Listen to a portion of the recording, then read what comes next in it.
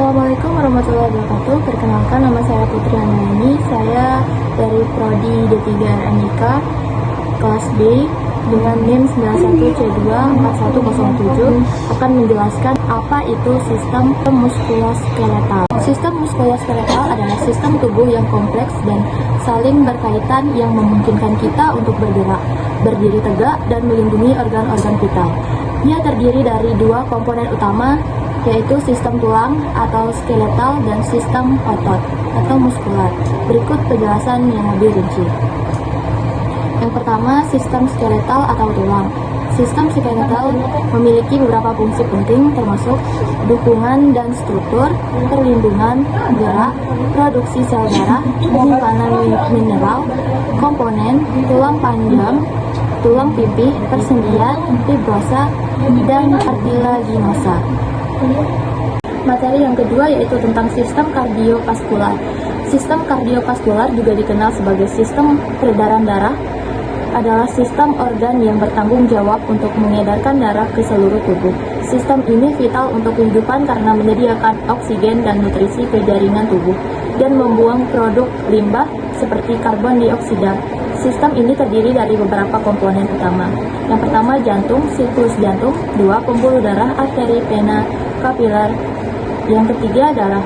Darah adalah cairan yang mengalir melalui pembuluh darah. Ia terdiri dari plasma, sel darah merah, dan trombosit. Materi yang selanjutnya yaitu respirasi. Respirasi adalah proses vital yang memungkinkan tubuh untuk mengambil oksigen, dan melepaskan karbon dioksida. Proses ini melibatkan beberapa tahapan dan organ yang bekerja sama secara kompleks. Secara umum, respirasi dibagi menjadi dua bagian utama. Yang pertama, respirasi eksternal atau pernapasan, dan respirasi internal atau pertukaran gas di tingkat sel. Saya akan menjelaskan tentang respirasi eksternal. Respirasi eksternal adalah proses mekanis pertukaran gas antara atmosfer dan darah. Tahapannya meliputi inhalasi atau inspirasi, diafragma, otot utama pernapasan, berkontraksi dan bergerak ke bawah, sementara otot antar tulang rusuk berkontraksi, mengangkat tulang rusuk. Selanjutnya, ekhalasi atau ekspirasi, diafragma dan otot antar tulang rusuk relaksasi. Selanjutnya, organ yang terlibat, yaitu hidung dan mulut. Jalur masuk utama udara, hidung juga menghangatkan, melembabkan, dan menyaring udara. Selanjutnya, faring atau tenggorokan, saluran yang menghubungkan hidung dan mulut ke laring. Laring atau kontak suara mengandung pita suara yang menghasilkan suara. Selanjutnya, trakea atau batang tenggorokan, saluran yang menghubungkan laring ke bronkus. Selanjutnya, bronkus, cabang-cabang trakea yang termasuk ke paru-paru. Selanjutnya, alveoli, yaitu kantong-kantong udara kecil di ujung broncholius, tempat pertukaran gas terjadi. Selanjutnya, paru-paru, organ utama pernapasan, tempat pertukaran gas antara udara dan darah. Paru-paru dilindungi oleh tulang rusuk dan diafragma. Pleura, lapisan membran melapisi paru-paru dan rongga dada, membantu dalam proses pernapasan. Selanjutnya, sistem endokrin. Sistem endokrin adalah sistem kontrol tubuh yang kompleks dan penting, yang bekerja sama dengan sistem saraf untuk mengatur berbagai fungsi tubuh.